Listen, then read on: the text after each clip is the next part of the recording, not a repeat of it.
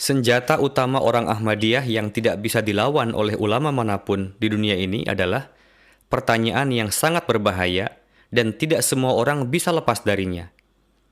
Hanya saya telah membaca Syekh Ibnu Arabi dan memahami pandangan beliau, yaitu ketika kalian menyebut Rasulullah sebagai nabi terakhir dan tidak ada nabi yang akan datang dalam umat beliau, apakah pernyataan tersebut menunjukkan kehebatan Nabi Muhammad ataukah mengecilkan?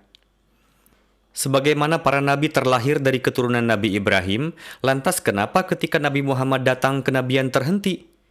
Kalau begitu apalagi yang tersisa bagi umat beliau? Begitu juga telah terlahir banyak nabi di kalangan umat Nabi Musa alaihissalam. Ini adalah pertanyaan berbahaya yang diajukan oleh orang Ahmadiyah.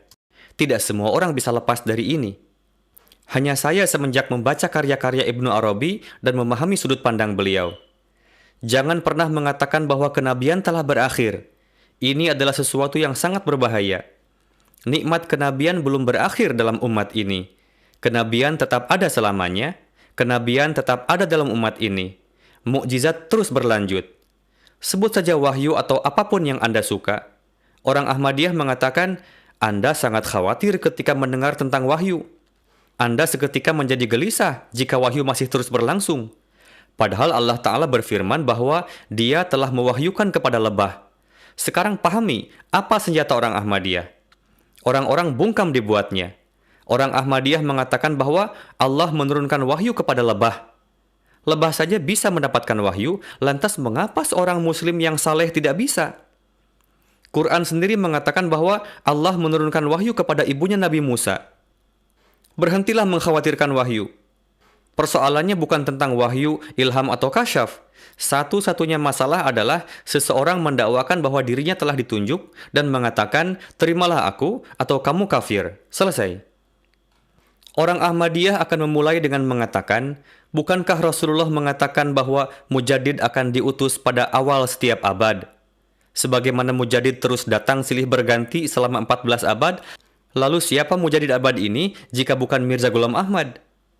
Orang Ahmadiyah mengatakan bahwa Anda meyakini bahwa Rasulullah wafat dan dikuburkan, sementara Nabi Isa berada di langit. Dengan berkeyakinan seperti itu, berarti Anda memberi kesempatan kepada orang Kristen untuk menyerang Islam. Setelah mendengar itu, orang-orang baru sadar dan mengatakan, memang benar juga ya yang dikatakan orang Ahmadiyah ini. Berarti selama ini kita telah memberikan status yang lebih tinggi kepada Nabi Isa. Setelah itu orang-orang mulai meyakini bahwa Nabi Isa telah wafat. Kemudian orang Ahmadiyah mengatakan, apakah dapat dicerna oleh akal jika dalam umat sebelumnya para wanita saja mendapatkan wahyu? Lantas kenapa tidak ada seorang pun dalam umat Islam yang akan mendapatkan wahyu pasca wafatnya Rasulullah? Apakah ini suatu keistimewaan? Yakni dengan terputusnya mata rantai wahyu dalam umat Islam, sementara ibu Nabi Musa dan Siti Maryam saja menerima wahyu. Akankah umat Rasulullah mendapatkan wahyu? Tidak ada yang dapat membantah argumen tersebut. Orang Ahmadiyah menyampaikan argumen bahwa wanita-wanita dari umat sebelumnya mendapatkan wahyu. Apakah umat Rasulullah tidak mendapatkan wahyu? Para ulama bungkam dibuatnya. Ini juga pertanyaan yang diajukan oleh orang Ahmadiyah kepada ulama yang bernama Khawajah Nazimuddin, sehingga membuatnya bungkam dan merasa malu. Pernah seorang Ahmadi datang ketika acara gerakan Khatman Nubuwat sedang berlangsung. Orang Ahmadiyah itu memintanya untuk membaca salawat dan menerjemahkannya. Lalu orang itu membaca salawat dan menerjemahkannya. Ya Allah, berkatilah Muhammad dan keturunannya, sebagaimana engkau telah memberkati Ibrahim dan keturunannya. Orang Ahmadiyah itu bertanya, coba Anda jawab, keberkatan apa yang telah diturunkan kepada Ibrahim dan keturunannya? Keberkatan itu adalah Allah melahirkan para nabi di kalangan umat Nabi Ibrahim. Jika menurut Anda dalam umat Islam tidak akan datang lagi nabi, mengapa Anda tetap membaca salawat?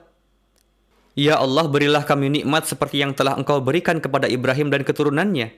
Jika menurut Anda umat Rasulullah tidak akan mendapatkan nikmat itu, lantas mengapa Anda kemudian memintanya?